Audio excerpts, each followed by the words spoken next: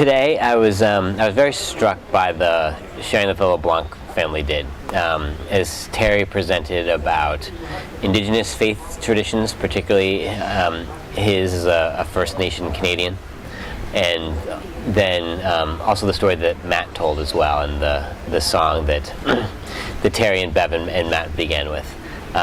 Just the way that they were talking about their understanding of Christianity and their indigenous culture fitting together, and the way that allows for an indigenous imagination to take place and infuse Christianity, and the ways that we all who have, folks like me who are white and are the descendants of people that drove indigenous peoples out of many lands, what we have to learn and ways that we have to recover this indigenous imagination in Christianity and what that can look like.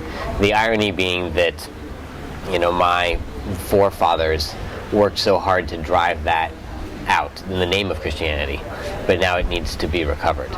So I think that was probably what struck me most, is trying to think about, okay, how can this then happen? And it certainly needs to happen through listening and creating space for these conversations to take place, and as well in the story that Matt told as well, just the importance of land and of remembering that almost no matter where we are, there was probably someone who had that land previously, and considering that, and in doing so, allowing that to be a window and an opening to a more holistic way of thinking about the world, thinking about life, thinking about our Christian faith. That it's not a dualistic separation between land and how it's used, or between the mind and the body, but these things are integrated and held together that way. What jumps out to me in hearing the story of why we all came and why we're all here is the seeking of emerging between the church and the justice movement. And I think the word peace kept coming out this morning when Brian was talking about the different movements that are happening in different parts of the world and different nations. And out of that, the word integration kept coming to mind for me.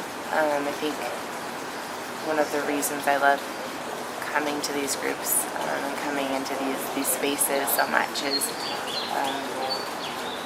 a refreshing and a reminder and a re-challenging of why I believe what I believe, why I do what I do. And I think that there's a sacred space that lies within the doing and the thinking. And so that was what I took away from this morning, was how do we continue to integrate what the church is believing and saying and seeking after with the doing and then being the hands and feet of Jesus. I find that in the first place, we cannot talk about just go to the communities and convert them to Christianity. I think we need to go to the communities and address the needs, the problems they have, and they get transformed to the kingdom mentality. I also found that actually there are people who are doing it, because you may be locked down in a building which is dark. You keep moving and keep moving in the same circle. But I discovered actually that there are people doing something. Like Steve. I saw Steve's story about England and the Oasis. I feel like it's a tunnel which I can look at and try to run through, because these hubs are communities which are holistic. They handle everything, the church, the relationship, the friendship. That was very key for me. But then I also look at the fact that the issue of the northern church and southern church. And as Africans, we're going through all these troubles, the problems are going through. The people in the north, they are struggling like, okay, we have been dominating. Number one, I felt like we cannot condemn them. We cannot condemn the Christian missionaries that brought this gospel to us, because really they worked so hard. But I think there's a need to have this relationship between us in the south and the relationship up there. So today, as I listened through the works, for example, the people of Asia, Man, I was struck with Malaysian people. They're dealing with the Muslims, the dialogue coming up, breaking the bridges. Therefore, the dialogue is very, very key, especially just dialogue. Bring things on table, listening to other guys. Beginning of this overview of what's happening around the world, it was really great to see how many places this same work of the Spirit seems to be happening. The spirit of life and the spirit of humanity and the spirit of faith.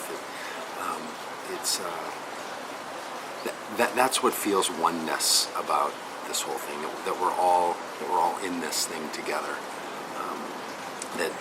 As Christians have said for centuries, that in God we live and move and have our being, and to begin to recognize these other places where we're living and moving and having being in God. It's really, really great, and that it looks so different in all these places, right? That the difference is what makes it connected. It's really terrific.